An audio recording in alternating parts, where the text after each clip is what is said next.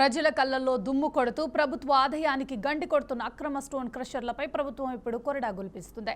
గుట్టుగా తవ్వకాలు చేపట్టి వెలికి తీసిన ముడి సరుకును గ్రానైట్, కంకర, రోబో శాండ్గా మార్చుతూ కోట్ల రూపాయల అక్రమ దందాకు తెరతీశారు అక్రమార్కులు.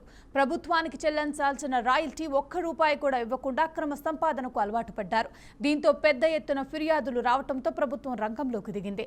కాలుష్య నియంత్రణ మండలితో పాటు మైనింగ్, పరిశ్రమలు, విద్యుత్, రెవెన్యూ శాఖలతో ఉమ్మడి సర్వేకు ఆదేశాలు జారీ చేసింది. దీంతో శివారు ప్రాంతాల్లోని క్రషర్లలో తనిఖీలు మొదలవ్వగా షాకింగ్ నిజాలు వెలుగులోకి వస్తున్నాయి. ఇప్పటి వరకు ప్రభుత్వ కళ్లు కప్పి మైనింగ్ చేసిన ఈ క్రషర్ల వెనుక పెద్దల హస్తం ఉన్నట్లు అధికారులు గుర్తించారు. ఇప్పటికే పలు క్రషర్లకు విద్యుత్ సరఫరా నిలిపివేయగా మరికొన్నింటికి నోటీసులు కూడా జారీ చేశారు.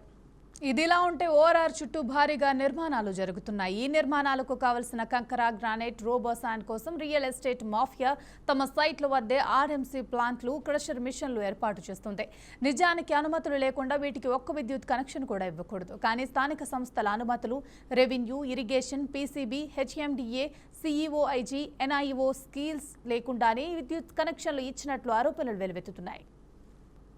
అయితే ఈ అక్రమ క్రషర్ల నుంచి వెలువడుతున్న దుమ్ము, ధూళి ప్రజల నెత్తిన కాలుష్యభూతంగా మారిపోయింది. మణికొండ మున్సిపాలిటీ పరిధిలోని అపార్ట్మెంట్ల మధ్య ఉన్న ఆర్ఎంసీ ప్లాంట్ కాలుష్యంతో స్థానికులు రోడ్డెక్కిన పరిస్థితి. శంషాబాద్ నుంచి సంఖడ్పల్లి వరకు, నార్సింగ్, కోకాపేట్, జన్వాడ, మీర్జాగూడ వరకు సుమారు 22 క్రషర్లు పనిచేస్తున్నాయని అంచనా. నెలకు 12 లక్షల టన్నులకు పైగా కంకర, రాయి, రోబో శాండ్ విక్రయాలు జరుగుతున్నాయి. రాయల్టీ రూపంలో ప్రభుత్వానికి ఏటా రావాల్సిన 1232 కోట్లకు గాను కేవలం 180 కోట్లు మాత్రమే వస్తున్నాయంటే అక్రమ దందా ఎంత భారీగా నడుస్తుందో అర్థం చేసుకోవచ్చు. ఇక అబ్దుల్లాపూర్, మేట్, చిన్న రావిర్యాల, బండ రావిర్యాల ప్రాంతాల్లో అనుమతులు లేని క్రషర్లకు విద్యుత్ కట్ చేశారు. విద్యుత్ శాఖ తనిఖీల్లో 130 క్రషర్లలో 70 నిబంధనలకు విరుద్ధంగా పనిచేస్తున్నట్లు తేలింది. లేబర్ లైసెన్సులు లేవు, ఇతర శాఖల అనుమతులు లేవు. అయినా యథేచ్ఛగా కార్యకలాపాలు కొనసాగుతున్నాయి. ఇప్పుడు ప్రశ్న ఒక్కటే, అక్రమ స్టోన్ క్రషర్ల వెనుక ఉన్న పెద్దలపై కూడా ప్రభుత్వం చర్యలు తీసుకుంటుందా, లేక కింది స్థాయి చర్యలకే పరిమితమవుతుందా అన్నది వేచి చూడాల్సిందే మరి.